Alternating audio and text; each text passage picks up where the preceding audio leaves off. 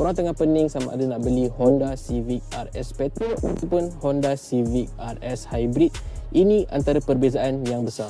First, perbezaan yang ketara adalah dia punya cc. Kalau yang petrol dia pakai 1.5 turbo, and kalau hybrid dia pakai 2.0 cc. Yang kedua is dia punya top speed on paper lah. Kalau yang version petrol dia boleh pergi sampai 200 km per hour.